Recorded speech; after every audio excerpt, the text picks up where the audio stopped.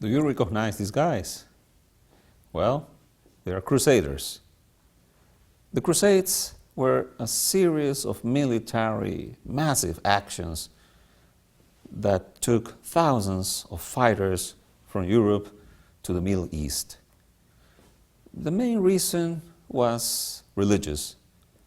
Jerusalem, the city where Christ died, the holy city as it's called, had been taken by the Muslims, a new religion that came to be 5 centuries after the birth of Jesus.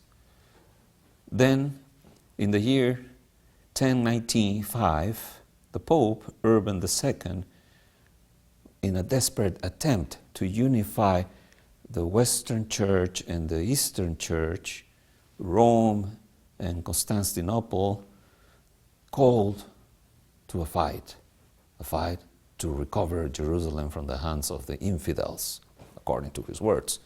From the European perspective, the Christians had the right to access the holy city and to possess it.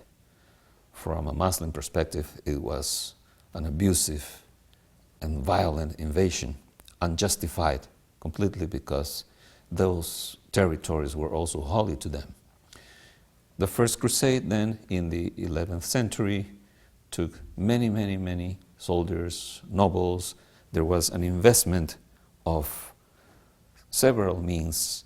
And what we see now in this picture is one of the castles in Europe, the castle that started the revolution of the arms, of the religious movement of thousands of the nobles. Frederick of Bouillon in current Belgium decided to raise the first army, and this would become the subject of a wonderful poem by Torquato Tasso in the 16th century, Gerusalemme liberata, liberated Jerusalem. So during centuries, the Crusades were the subject of poetic works, historical works, but most importantly of religious and political writings. The Crusaders, from many different kingdoms of Europe, built their own castles, like this one, for example, in Syria. They usually wore some kind of uniform, armor with a cross that would symbolize their allegiance to Christianity. Another beautiful castle, still today on the coasts of Lebanon, and obviously in Israel, in Acre. What are these medieval constructions doing in the Middle East? Well, they are the remains of those military campaigns. Just like there were castles in France, Italy, England, and so on, in the Middle East, the Crusaders built their own castles to protect themselves and to launch attacks against the Muslims. Beautiful towers, impressive walls, and even kings themselves who went to fight for what they considered to be their right because they felt this was a sacred mission. So Jerusalem at that time was a city composed of many inhabitants, mostly Muslims, but also Jews, of course, and Christians.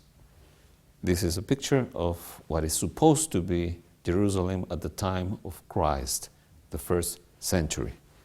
In time, 1,000 years later,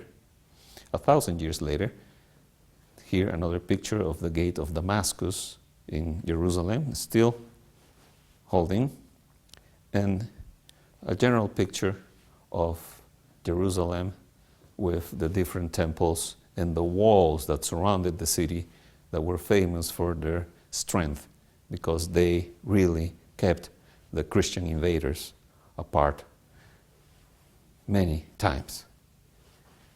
The Crusades were an enterprise that were taken very seriously, even by kings like Richard Lionheart.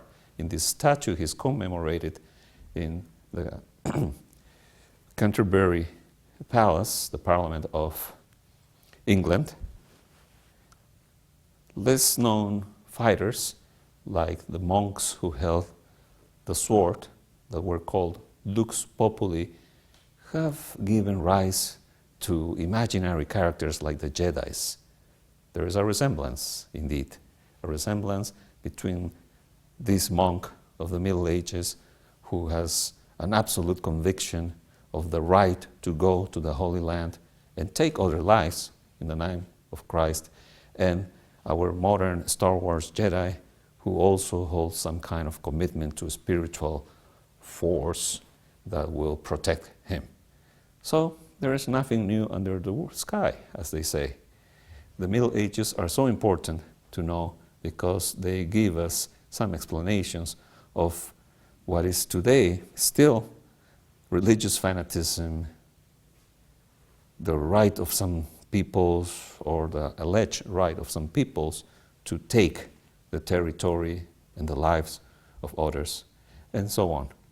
We haven't evolved that much, but we have to recognize that we are not in the Middle Ages anymore. Luckily, monks today don't hold weapons, but at that time, it wasn't considered that strange.